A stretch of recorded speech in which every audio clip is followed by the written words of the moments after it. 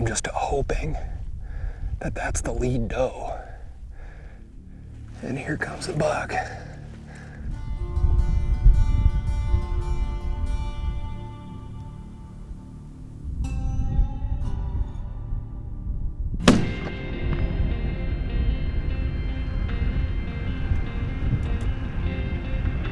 I'm in Wyoming for antelope season, and this particular unit's draw odds sound too good to be true, and they are. Most of the ground here is private, and those off-the-beaten-path pieces of public land are inaccessible. The public pieces that connect directly to county roads experience heavy hunting pressure. I'm lucky to have friends that let me hunt on their private land, and I'm looking forward to the groceries this hunt will provide. However, as I'm driving to my destination, I can't help but notice the amount of public land blocked from hunters by means of limited road access and deterrent fence lines. What's more, the legal dispute surrounding corner crossing, or the ability to step from one chunk of public to another without trespassing on private land, is in question in the courts, and the court's decision could jeopardize recreational access to over 1 million acres in Wyoming alone.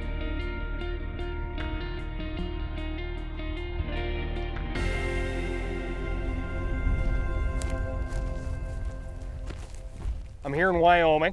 I drew over-the-counter, super easy to get antelope tag. 2 out of the 3 of my tags are only good for private land.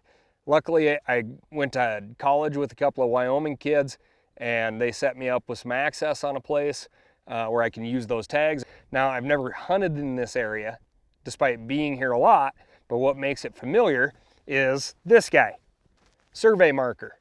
In the middle of this survey marker is the junction of 4 square mile chunks of ground, and the tips converge right here. Not kinda right here, but literally right here. Dead center, there's a bullseye, and that's the tip of 4 individual square miles of land coming together. Now, hunting in Wyoming right now, you would be crazy not to talk about corner crossing. And these little pins could be the difference between accessing 2.44 million acres of public land or not. The ability to walk over the top of this pin. This is what it would take to access 2.4 million acres of public hunting opportunity. This is what people are freaking out about. Can I tell you about the Unlawful Enclosures Act? Huh? Currently, there's a judge's decision that says corner crossing, stepping over the top of this corner at the junction of those 4 square miles, is legal. By the time you see this, there could be another decision that says it's not legal. Wherever you are in this country, or if you just dream of hunting in the US of A one of these days, this corner crossing question is going to affect you.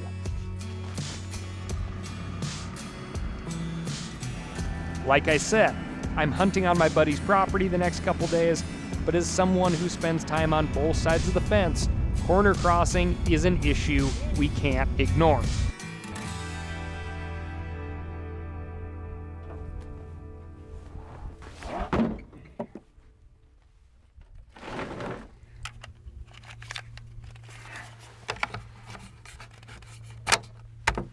It's really thin on public land. And there's a lot of public land that is hard to access. I, through some old college buddies, have some great access here, which is, I am very fortunate. So I'm gonna run out in this last light scenario and, ear pro, excellent. See if I can't find myself a buck.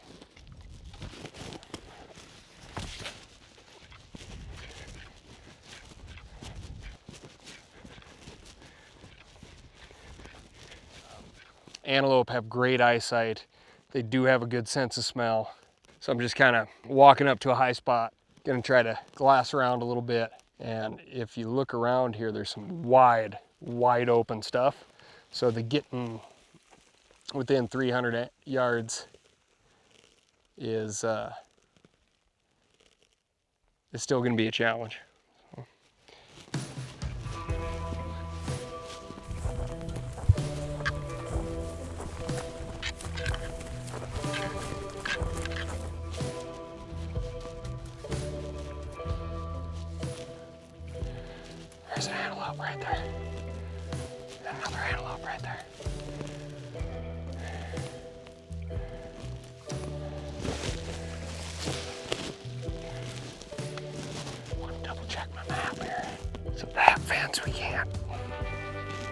I think we can shoot over that one.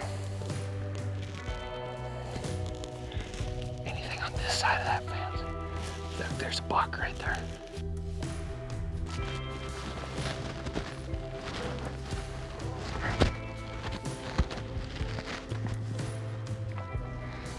A lot more antelope. Right down in the bottom, there's a bunch.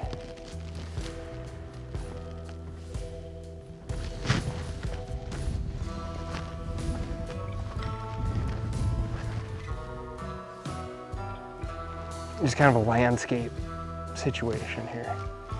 The property kind of dog legs, and if we keep going this way, everybody's gonna get my scent. So I'm gonna have to go back down, get in the truck, drive across this big flat stuff, get in the creek bottom, and then I'll have cover again. I'll be able to get up and make a move.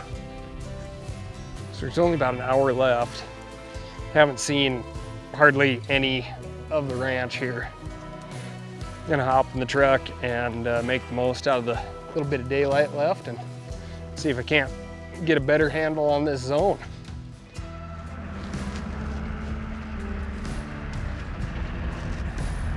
Bunch of mule deer.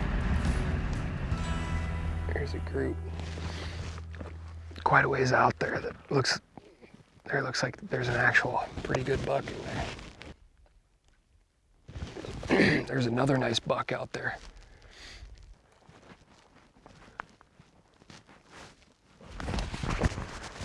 So it's nice when you have a landmark. There's a bunch of antelope grazing at that green tree.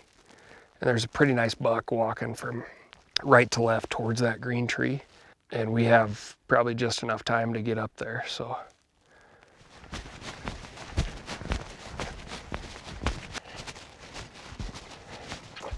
Just see his butt right on the tip of the dam.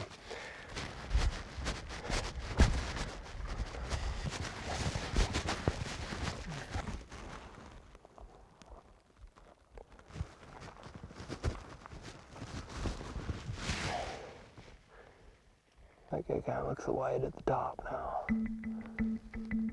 I wonder if he came in, got a drink, and then turned around and left. Okay, this doe is starting to feed over the top.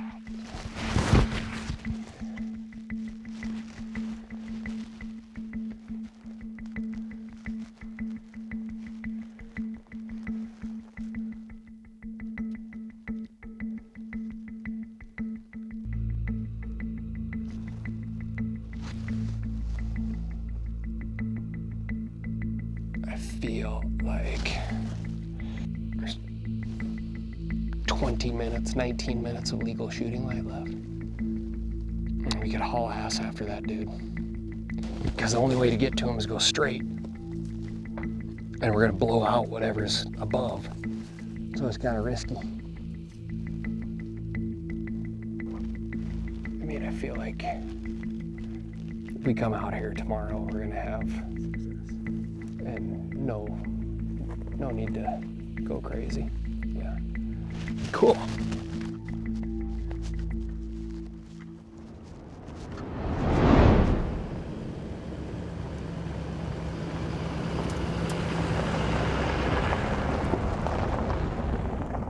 So back in the zone where I finished up the evening last night, and it doesn't seem like there's quite as much going on, but it's just that the antelope are laying down, which is kind of nice. There's a pretty good group over here, really not that far away, and I think it would be worth like getting in a little tighter and taking a look at the buck that's in with those. If you look around, it's pretty darn open, but it is real conducive to spot and stalk. Lots of little rolly spots here, and what I've noticed just standing out here this morning as it's turning in the afternoon is we have a lot of variable winds. So it's not as straightforward as it looks, but that's what makes it fun.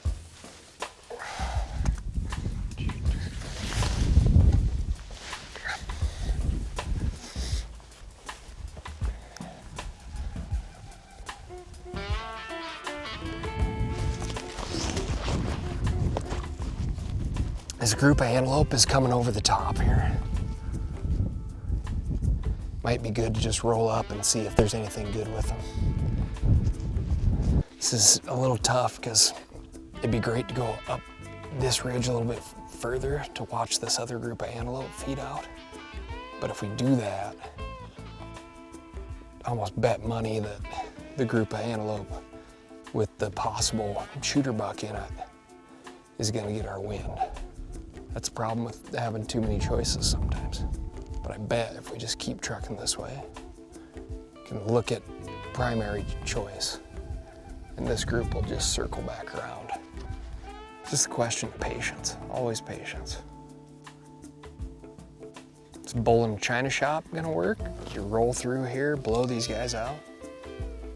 Or can you have your cake and eat it too? I do like having both, and the embarrassment of antelope options I'm experiencing really doesn't rank in the world of hunting frustrations. If I mess up one option, I'll have the ability to find another. It's nice to be spoiled sometimes.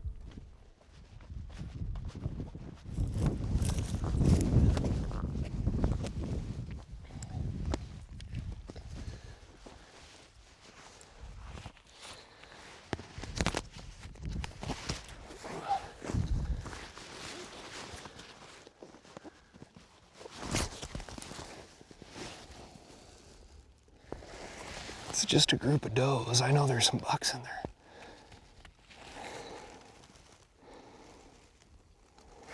So if this group doesn't produce a good looking buck, and that group hasn't gotten the heck out of Dodge, I did accomplish something good by coming over here because there were some does bedded down. That definitely would have busted us. Another group of antelope coming through. It's just a little buck chasing some does way out there. There's another group of antelope way up where I chased them last night. I think we've seen everything that this group has to offer. Go back to plan A. Hope they're still around.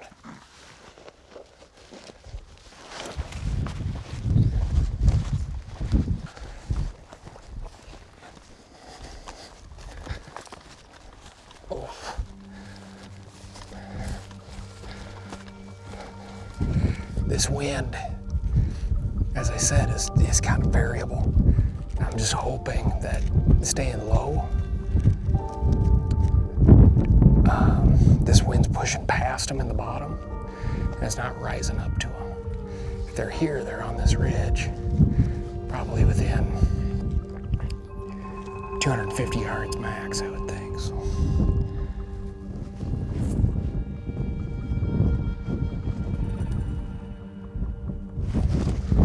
There, but they're nervous.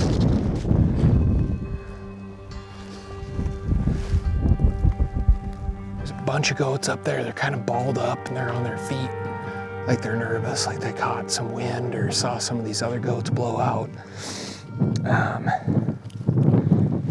And they've moved up the hill, so they're about 430 yards. So I'd like to shave off a good 150.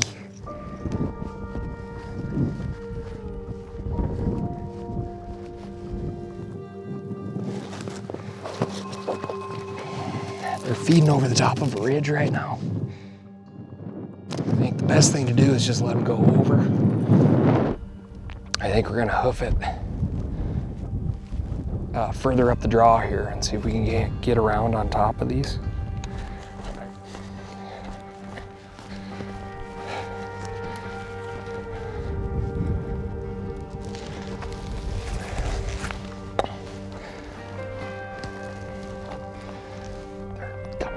This little gap right here. So I'm gonna crawl up a little bit more and get set up.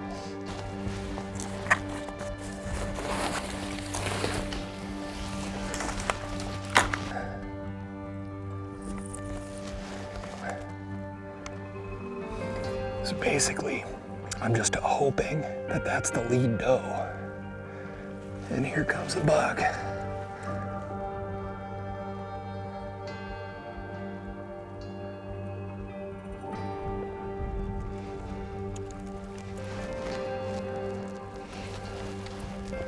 About 230 yards.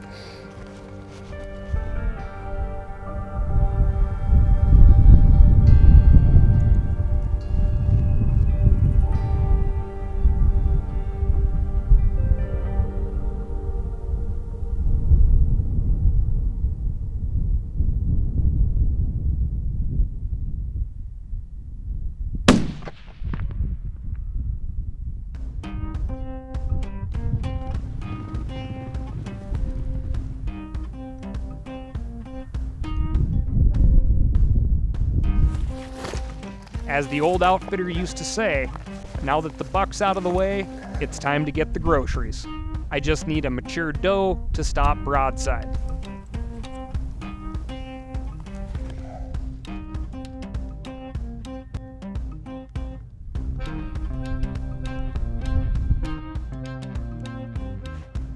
Okay, see that one that's walking left to right, furthest right?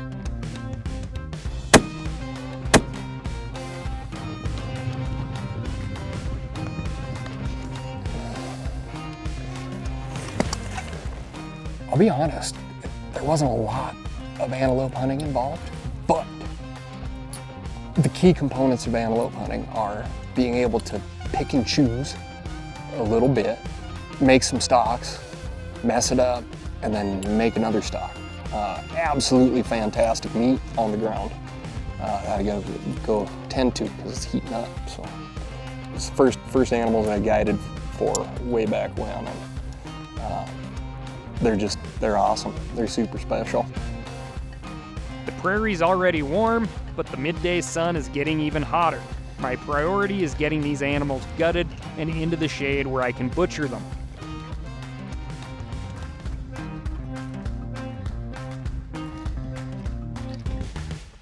Oh,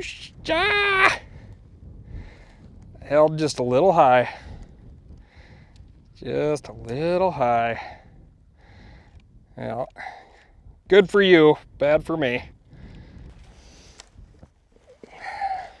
This is exactly what I was looking for. He is a full-size antelope buck. Just a nice looking dude. Slap a tag on this guy and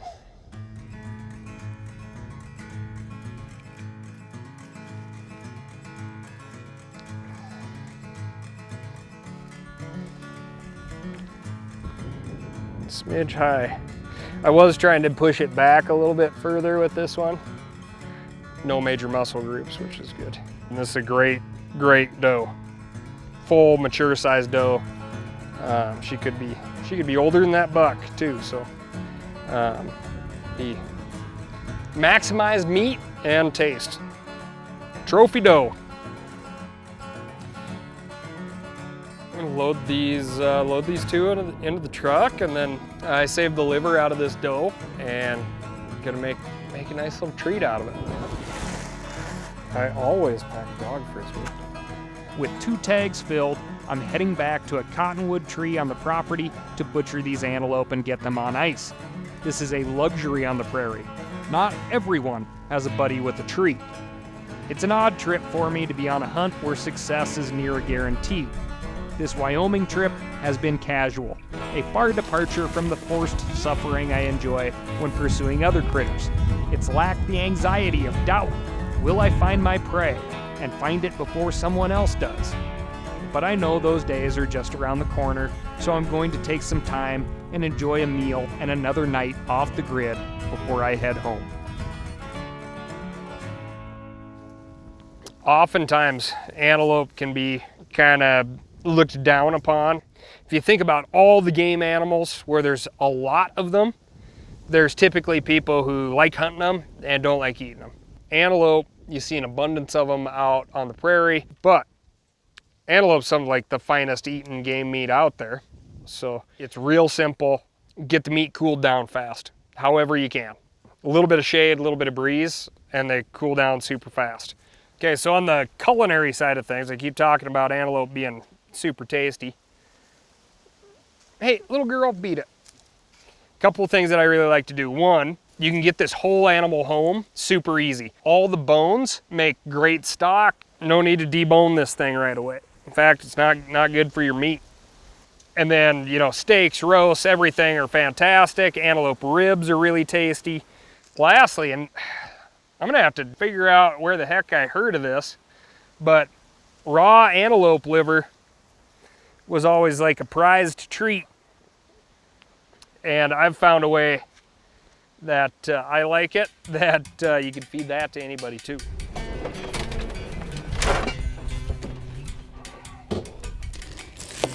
This is a chunk of the liver off of the buck that I shot, and it's just straight up raw liver. So take a chunk of liver.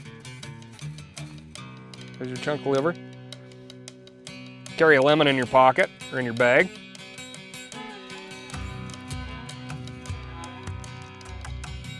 Just like that. And antelope liver and citrus go together really well.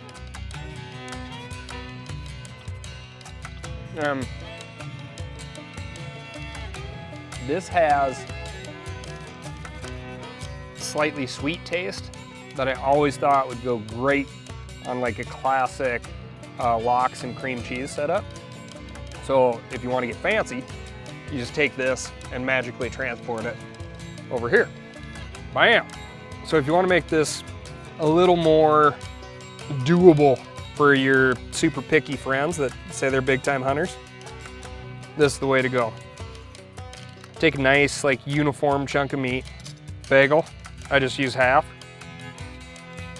A little cream cheese, red onion, capers. You just feel fancy out here, even though you stink because it's been so hot. And then the citrus. I've done this with limes before too.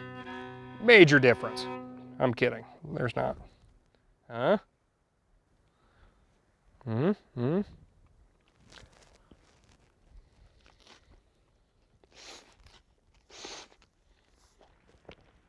I'm not kidding. You could have a whole New York style cream cheese and lox with antelope liver. Change the whole world. They're so good. Nobody believes me at this point. I've eaten a lot of stuff. So this is Nick Tapia. He's been shooting this show. Try this. All right.